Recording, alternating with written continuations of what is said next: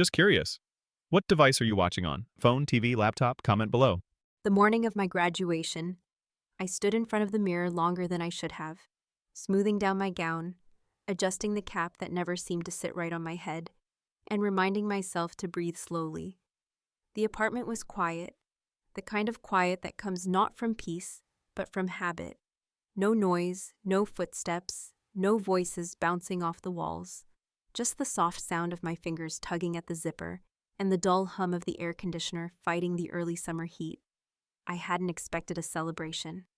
I hadn't planned for flowers or signs or some grand gesture. I knew better than that by now. Still, somewhere deep in the softer part of me, the part I've spent years learning to silence, there was a sliver of hope that maybe this time would be different. Maybe this time they'd show up, just once. I checked my phone before leaving. One unread message. It wasn't a "we're on our way" or "we can't wait to see you walk that stage." It was from my mother, and it simply read, "So sorry, sweetie, can't make it.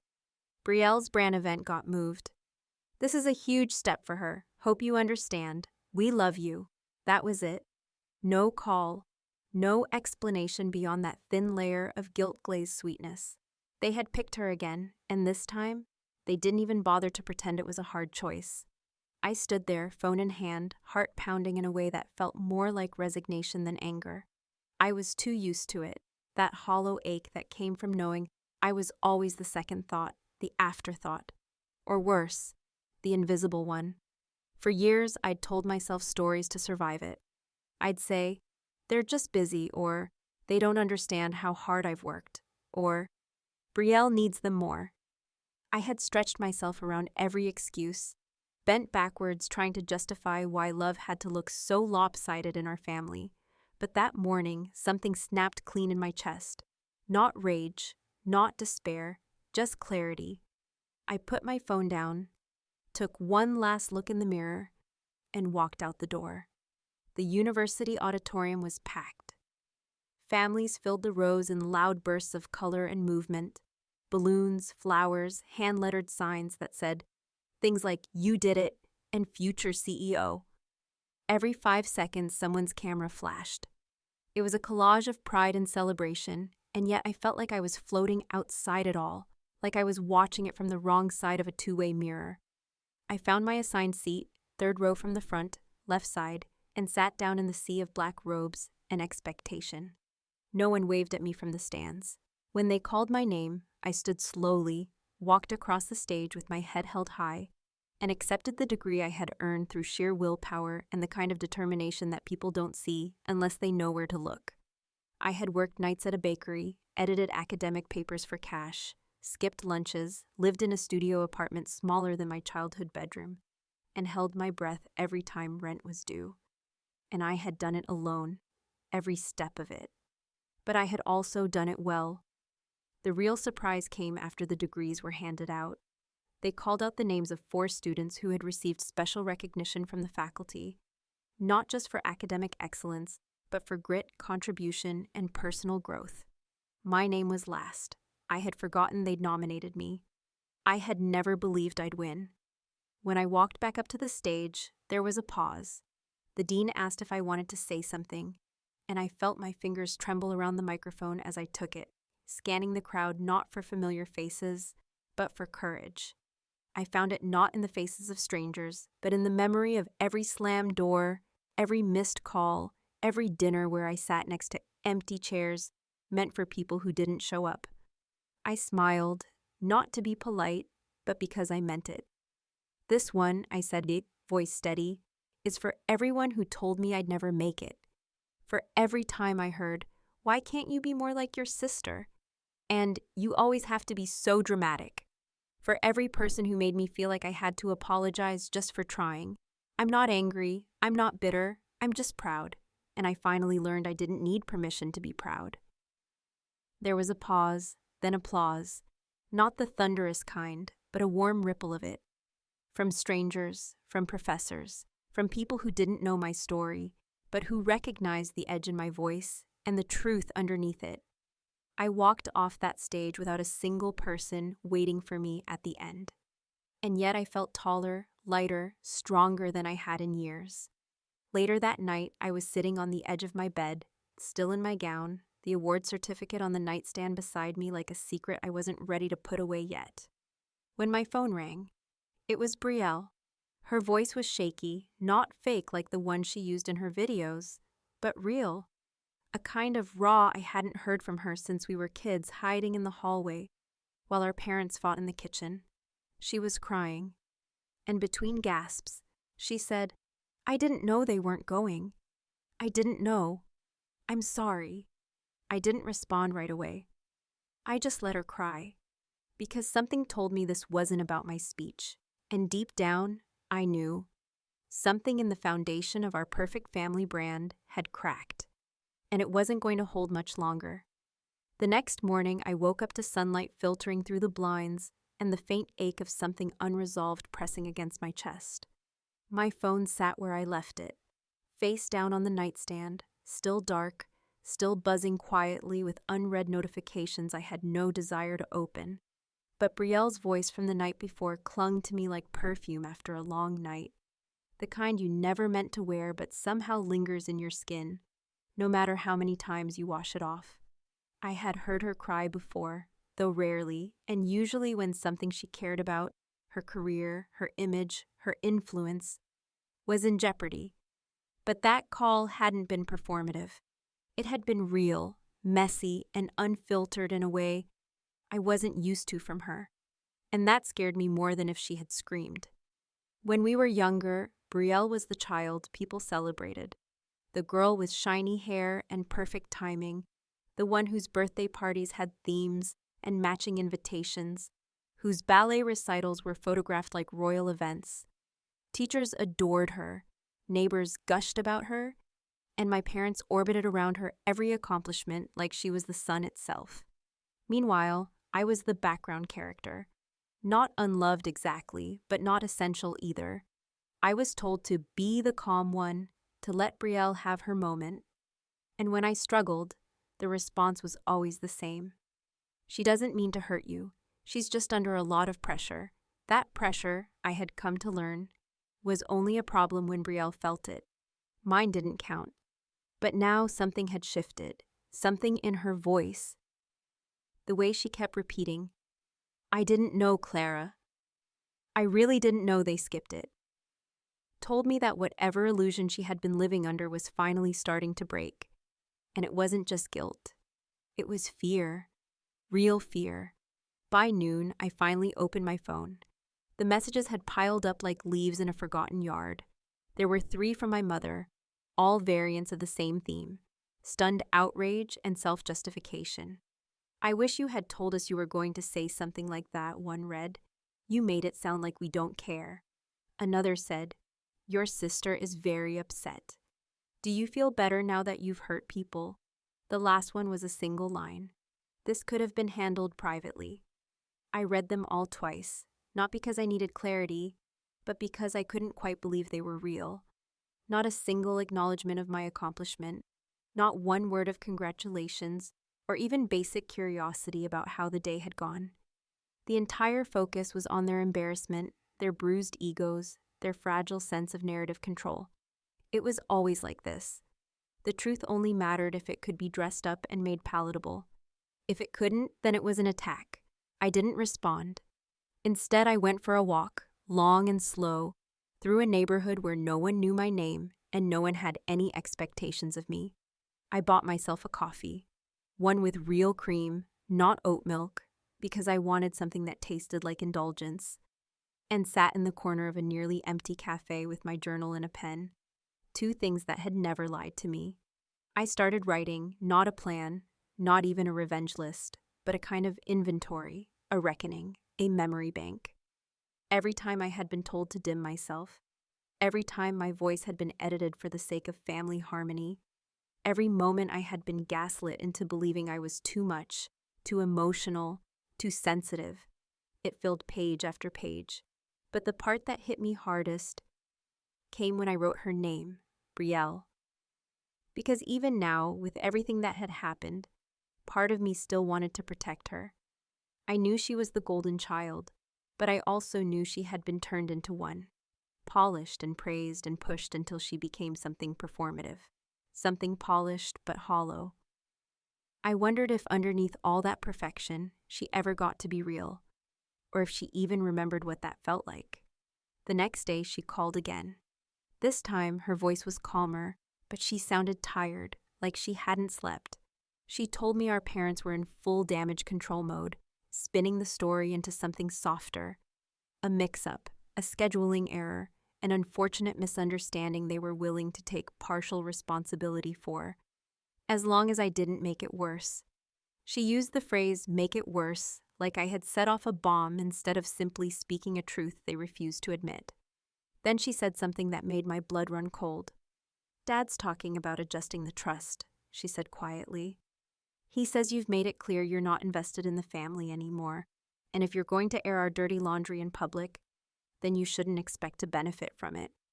I let out a short breath, almost a laugh. "Benefit," I said, the word feeling sharp in my mouth. "Brielle, I was never going to see a cent of that money, and we both know it. You were the beneficiary.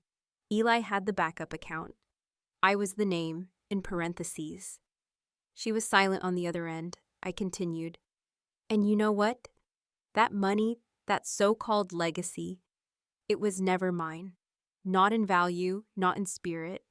I built something without it. That award, that stage, that was mine, all mine." For a moment, I thought she was going to hang up. But then she whispered, "I think they're hiding something, Clara. About the trust, about the money." I overheard Dad on the phone with a name I didn't recognize. He got really quiet when I came in. He told me it was nothing, just estate logistics. But his voice, she paused. His voice was shaking. Now it was my turn to go silent. Because suddenly, I remembered something. 3 months ago, while visiting them for a weekend, a rare uncomfortable trip I regretted the moment I arrived, I had seen a folder on my father's desk. It had a label with the word revision on it, and a list of names that didn't belong to anyone in our family. And I had taken a photo, just in case. I never thought I'd need it. But now I wasn't so sure. By the time Brielle's warning about the trust had settled into something I couldn't ignore, I found myself circling back to the one person in our family no one ever suspected of anything because he was, as my father often said, just a kid, still finding his way. Eli had always been the protected one, the baby, the one they made excuses for, with a shrug and a smile, even when those excuses stopped making sense. When he crashed my mom's car at 19, it was blamed on immaturity. When he dropped out of his first college, it was framed as figuring out his passion. When he miraculously re-enrolled at a prestigious university 2 years later, no one questioned the how. They just praised the what. My parents threw him a lavish graduation party with catered food, custom invitations, and a professional photographer. I remember standing there, in that rented backyard tent, holding a glass of warm punch, and wondering when the last time they'd shown up for me like that had been. But I never said a word. Not then, until now, because while Brielle had their attention and I had become their enemy, Eli was still the golden boy in their eyes, untouchable, unquestioned, and supposedly incapable of doing anything intentionally wrong. But there had always been something about the way he avoided eye contact when I mentioned college, the way he brushed off any conversation that got too close to his coursework, that left me uneasy. And then, out of nowhere, I got a message. It came from an old college acquaintance, someone I'd tutored during my own undergrad years, who now worked in the administration office of Eli's university. She didn't know the whole story, only that she'd seen a familiar name pop up in a flagged report for academic dishonesty. The email said, "Don't know if you want to know this, but your brother's thesis is under review. They're saying it may be plagiarized. From what I've seen, it doesn't look good." I sat there rereading that line, my chest tightening with something I hadn't felt in a long time. Not satisfaction, but vindication. Not joy, but the cold, sharp chill of clarity. And then I remembered. 3 years ago, before Eli's so-called breakthrough return to college, He had asked me to review some of his papers. Just for grammar, he said, just to make sure they didn't sound dumb. At the time, I didn't think anything of it. He sent over a few Word documents, half-finished and poorly written, and I ended up rewriting most of them out of habit, out of pity, out of that old ache to be helpful. I had always been the fixer, the cleaner, the one who knew how to make things better without taking credit. And I never expected he'd use them again, especially not word for word, especially not as a final thesis for a degree. But he had. I opened my cloud archive, where I had backed up all my edits from that year, not for any reason other than force of habit, and found the files within minutes, my words, my formatting, my citations, all of it. A full section had been lifted directly from a piece I wrote for a completely different topic. The arrogance of it stung more than the betrayal. He hadn't even changed the title. He didn't think he had to. That night, I printed the files. I cross-referenced the submission. I highlighted every matching sentence. It was tedious work, and it brought no pleasure. But it was necessary, because while I had no intention of dragging my brother's name through the mud, I also knew I wasn't going to be the one who kept carrying the weight of everyone else's secrets while mine were ignored. I mailed the packet anonymously, no return address, just a plain envelope with a postmark from a different city, and a single sticky note attached to the plagiarized thesis with 4 words written in neat, deliberate handwriting. You may want this. The university would handle the rest. I didn't follow up. I didn't need to. 2 days later, my father called me. Something he rarely did unless it involved logistics or complaints. His voice was sharp, brittle, like someone who had just had the wind knocked out of him, but was too proud to say so. "What did you do?" he demanded, skipping all pleasantries. "I don't know what you're talking about," I replied, keeping my voice even. "Eli is under investigation," he snapped. "They're saying his degree might be revoked. That could ruin everything, his job, his credibility. He's worked so hard." I cut him off. "Has he?" I asked softly. "Has he really worked that hard? Or did you all just assume no one would ever look too closely?" There was silence on the other end, heavy and stubborn. Then he said, "If you think tearing this family apart will make you feel better, you're wrong. You'll be the one who ends up alone." And for the first time in my life, I didn't flinch. "I've already been alone," I said. "I just finally stopped pretending I wasn't." I hung up before he could say anything else, not out of cruelty, but out of self-preservation, because I had just cracked the second pillar of their perfect image, and I knew once it started falling, it wouldn't stop. And neither would I. The first time I realized my sister's entire career had been built on a curated half-truth was the night I watched one of her live streams on mute.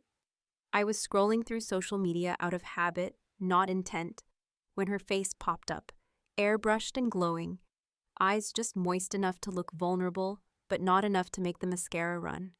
She was sitting in front of a faux bookshelf with color-coded spines and a candle flickering in the background, speaking slowly in the kind of earnest tone she'd perfected over the years, the one where each word sounded like it had been plucked from a script disguised as a diary entry.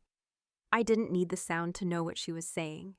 The caption beneath the video read, "Healing isn't linear, but I'm learning every day." For a moment, I felt nothing. Then I felt a deep, gnawing ache, the kind that comes from watching someone stand on a stage they built using pieces of a truth you both lived through, except one of you had to live it in the dark while the other turned it into content. Brielle had become what the internet loved, a survivor with good lighting. Her brand was redemption. She had overcome. She had transformed. She was still learning, but always just polished enough to land another sponsorship. She had turned her early 20s into a storyline that conveniently forgot the parts that made it hard to market. I remembered the real night it all started, the one our family never spoke about. I remembered the phone call at 2 a.m, the slurred panic in her voice, the screech of tires in the background, and the eventual silence when the line went dead. I remembered the police report, the way my parents stormed into the precinct like royalty inconvenienced by tragedy, how they pulled every string they had, called every connection they knew, and made the DUI charge disappear like a magician's trick. The damage was scrubbed clean. Brielle was sent to a private rehab facility that cost more than my tuition. And the story the public got, the one her followers would later hear in a tightly edited vlog, was that she'd suffered a mental health episode, bravely sought help, and emerged stronger, wiser, and ready to inspire. But that wasn't the truth, and I had the proof. I hadn't meant to keep the documents, not at first. I found them in a box of old papers in my parents' garage, tossed in with outdated tax forms and expired car registrations. The police report, the incident log, the hospital intake form, even a blurry copy of her mugshot that had been folded 4 times and still bore the imprint of a coffee ring. I hadn't touched it for years, hadn't wanted to. But after that night on stage, after that phone call from Brielle where she cried without context, something inside me shifted. I wasn't angry she had struggled. I was angry that she had gotten to rewrite the pain into profit, while I was still patching holes from the same storm. I didn't blast the documents across the internet. I didn't start a feud. I didn't even post a single word. What I did was quieter, more deliberate, and far more precise. I reached out to a journalist, not a tabloid chaser, not a gossip blogger, but someone who had written a series on influencer ethics and the growing tension between authenticity and monetization. Her name was Amelia Cho, and her work had a reputation for being sharp, fair, and unflinching. I sent an email, brief but loaded with implication. I included scanned copies of the documents, carefully redacted to protect identities, but clear enough to confirm their validity. I didn't name Brielle. I didn't have to.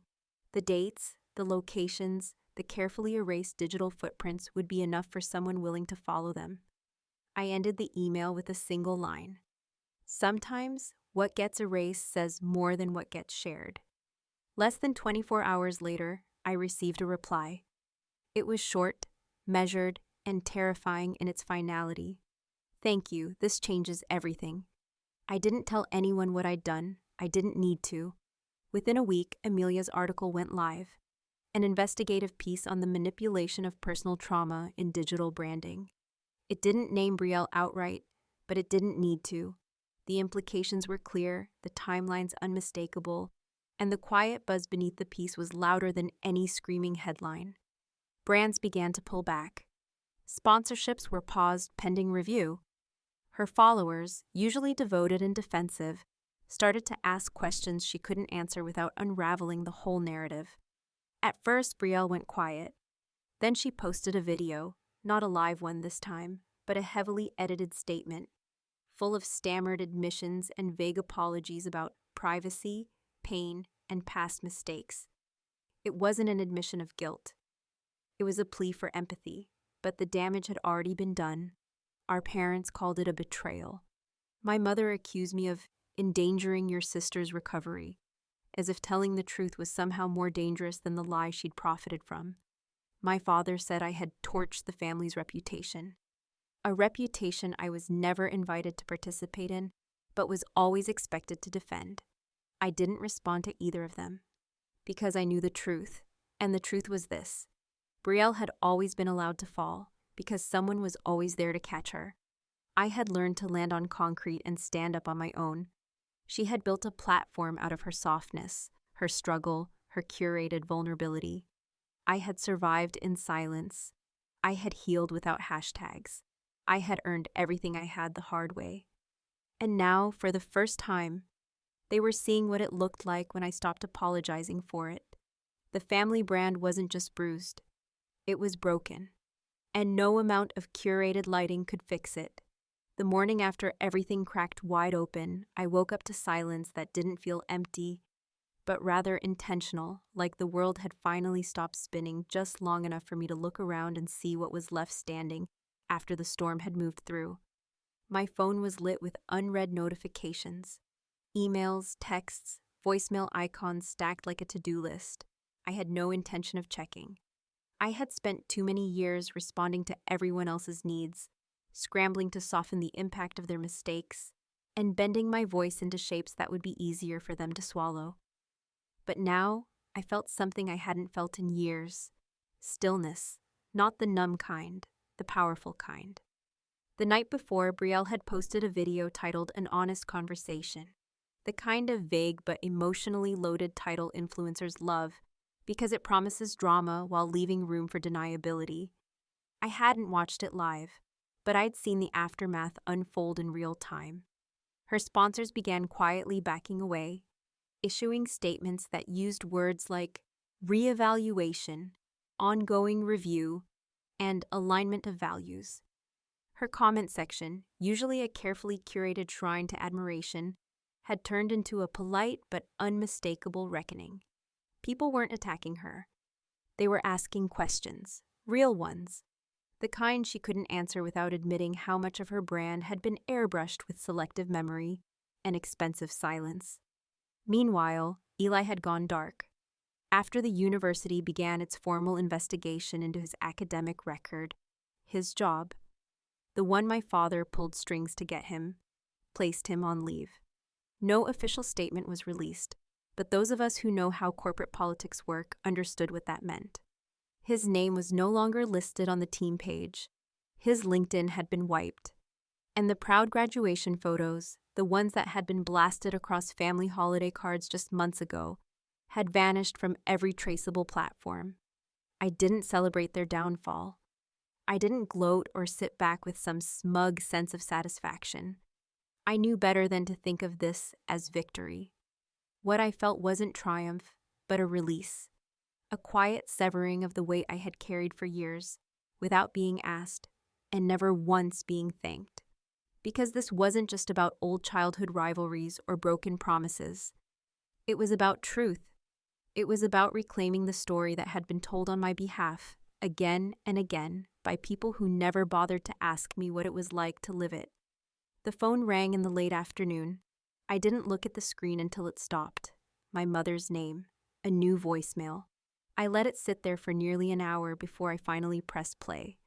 Her voice was softer than usual, stripped of the usual edge, but it still carried that heavy dose of control she couldn't seem to let go of. She didn't apologize outright. She said things like, "I didn't know you felt so left out," and "If you had just said something sooner, maybe none of this would have happened." She called me honey, as if affection could be slipped into sentences like a password, and ended the message with, "Call me when you're ready to come back to the family." The family, as if I had walked away from them, when the truth was they had never truly welcomed me to begin with. I deleted the message, not out of cruelty, out of clarity, because the person I had become no longer needed to wait for permission to be seen, to be heard, to be valid. I had spent too much of my life trying to belong to a version of family that only existed when I was quiet and useful. I wasn't going to fight for a seat at a table where I'd always been served last and thanked never. I wasn't bitter. I was done. Later that evening, as the sun dipped low and painted the sky in the kind of gold that looked too rich to be real, I sat at my desk and opened a new document. The cursor blinked like a heartbeat, steady and waiting. My thesis, the one that earned the faculty award, the one they hadn't even asked to read, had been quietly picked up by an academic publisher. But what they wanted now was more than research. They wanted the story. Not the theoretical framework or the peer-reviewed citations, but the lived experience. They wanted me to write the book. And for the first time, I knew I could. I titled the working draft, All the Things They Didn't See. It wasn't going to be a revenge book. It wasn't going to be a name-dropping, blame-slinging catalog of every slight. It was going to be something stronger. A meditation on what it means to grow up invisible in a family that only sees you when they need something, and how healing doesn't come from being welcomed back, but from realizing you never needed their welcome in the first place. I wrote through the night, paragraph after paragraph spilling out of me like I had been holding my breath for years. And maybe I had. By morning, the first chapter was finished. Before I saved the file, I added a dedication at the top of the page. I didn't have to think about the words. They had been waiting. To the girl I was and the woman I became the day no one showed up. I closed the laptop, not because I was done, but because I was just beginning. There would be no family statement, no reunion, no carefully worded group message about rebuilding trust. There would only be silence, the kind that follows when the lies are too tired to keep running, and the people who once owned the narrative finally lose their grip. A few weeks later, I received one last envelope in the mail. Handwritten, no return address, but I recognized the script. Inside was a photograph of me from my graduation, taken from the crowd, me standing alone on stage, head lifted, award in hand. On the back was written one sentence in my father's writing. "You made your point," I smiled, because finally, Pa, they heard me, and they couldn't unhear it.